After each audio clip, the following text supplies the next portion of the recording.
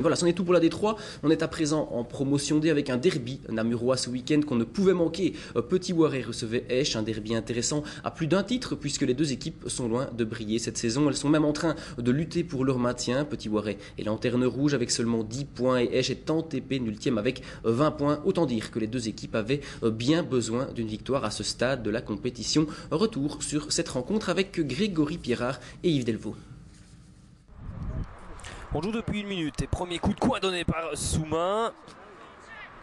Souma qui récupère, qui peut tenter à nouveau dans le paquet. La reprise de Haute et quel arrêt de Lanis pour mettre en coup de coin. Bien voilà, une rencontre qui débute sur les chapeaux de roue. On joue depuis un peu plus d'une minute. Long coup de botte de Lanis pour la tête de Marchal évidemment et récupération de Pietto prise avec 3 joueurs. Pascal Gilles et son pied gauche et ce fulgurant envoi de Pascal Gilles sur la barre transversale. Et bien voilà la réponse du berger à la bergère. On joue depuis 3 minutes. Attention à ce coup franc et le pied gauche de Souma. Voilà la balle qui est partie et qui fouette le filet latéral mais ça passe à côté. 8 minutes de jeu et coup franc donné par Souma. Voilà le ballon est parti et ça va au fond. Qui c'est qui a touché ce ballon? Il me semble que c'est Skelter, le défenseur des Biwak, qui déflore la marque alors que l'on joue donc depuis 8 minutes et c'est plutôt Benjamin 2 qui a mis ça au fond. Ça ne change rien au score, c'est 1-0, on joue depuis 8 minutes. Coup de botte de Lanis, on cherche à nouveau la tête de Marchal, récupération de Pascal Gilles qui essaye à distance et il faut l'intervention de Lefebvre, il était temps. Et bien voilà, enfin une réaction digne de ce nom de Esch alors que l'on joue depuis 35 minutes. On rejoue depuis 9 minutes et coup franc d'Alex Lambert, on cherche la tête de Piet. Et le ballon qui file finalement coup de pied de but, c'est Maxime Demain qui a dévié cela. Ancio pour une contre-attaque, c'est pas mal fait, c'est Souma qui a la balle, la frappe en attendant Souma, c'est splendide et le ballon qui va sur le poteau, ce n'est peut-être pas terminé avec cette reprise de Delso et cet arrêt de Lanis. Et bien voilà, on joue depuis 1 heure de jeu, c'est Esch qui s'est créé l'une ou l'autre occasion ce début de deuxième mi-temps, mais c'est Petit Waré qui a failli doubler la mise. 62 minutes de jeu, coup franc pour Petit Waré. Le centre de Souma et attention qui est esselé là, c'est Toussaint esselé dans le petit rectangle qui loupe la balle de break. Et bien voilà la deuxième grosse opportunité de Petit Waré dans cette deuxième mi-temps. Mais c'est toujours 1-0, 62 minutes de jeu. Pascal Gilles pour Frédéric Piet qui peut se retourner et centrer. L'excellent réflexe de Lefebvre, Demain qui récupère.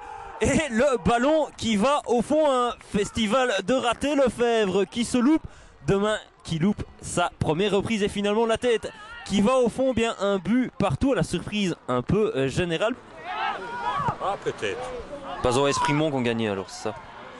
Attention à ce long coup de botte et on se gêne dans l'arrière-garde et qui peut en profiter, eh bien c'est Jonathan Marchal. Ben voilà, c'est toujours un peu le même scénario, vous menez 1-0, vous avez 2 grosses occasions pour faire 2-0 et même encore un 2, vous loupez dans les derniers instants l'égalisation, ça doit être très frustrant. Hein. Oui, c'est frustrant et je crois que vous résumez tout à fait, c'est à l'image un petit peu de nos dernières prestations, de ces dernières semaines et je pense que le ballon ne roule pas pour nous non plus. C'est peut-être, on dit toujours que c'est typique des équipes qui sont derniers, mais je pense qu'aujourd'hui, avec la moyenne d'âge de l'équipe qu'on a alignée ici, c'est une équipe de 20 ans. Je peux être très fier de la prestation et de la réaction. Hein. On est battu chaque semaine et chaque semaine on est là et on répond présent avec notre football. Et ça pour moi, ça c'est le plus important finalement. Je crois qu'aujourd'hui on peut sans difficulté dire que c'est une victoire flattée. Je suis pas d'accord. Flatté, il y a eu des moments de match où le tournoi ils auraient pu faire 2-0, c'est vrai, ils ne l'ont pas fait. Jusque là c'est pas trop. Maintenant à 0-0 on frappe sur la barre. Et flatté, pas tellement, on en voulait peut-être plus dans la deuxième partie du match. Non, moi je tiens le positif. On n'a pas été bon footballistiquement, on a gagné le match et aujourd'hui c'est tout ce que je voulais. On prend 3 points, hyper important pour la suite du championnat. Qu'est-ce qui a fait alors que vous avez renversé la vapeur? Comme je viens de vous dire, peut-être que lorsqu'on dit flatter, si eux oublient de mettre les buts, c'est pas notre problème. Nous, on a peut-être mis les 2 buts, les 2 attaquants ont marqué, des phases pas très bien construites, je reconnais. On avait peut-être plus d'envie à la deuxième partie du match. C'est ce qui nous manquait également la première demi-heure, donc quelque part, ça n'a fait que compenser notre mauvaise première demi-heure. Et vous aurez reconnu aux interviews les 2 coachs respectifs, Dominique Boucher et Eric Jonkers. Alors on le voit, la défaite de Petit Ouaré, on le verra tout à l'heure au classement, eh bien Petit Ouaré qui s'enfonce en tant que lanterne rouge dans ce classement. On découvre les résultats de cette 22e journée de championnat. On a inscrit 19 buts, et bien très peu de surprises. Par contre, un excellent résultat pour l'équipe de Ciné qui gagne un match à 6 points contre un concurrent direct. L'équipe de Oui, victoire 2-0 de Ciné. Petit Ouaré, vous l'avez vu donc, est défait sur son terrain et recevait Esch, et Tamine s'impose logiquement à Ewaï. Victoire de Comblain en déplacement à Arlon 1-3. Bertry logiquement s'impose sur son terrain contre Wavre, et Givry s'impose en déplacement à Wallin. Et puis dans le bas du tableau, le leader s'impose contre Amoir 2-0. Alors au classement général, pas de changement en ce qui concerne les 2 premiers. Serein et Bertry sont toujours un côte à côte.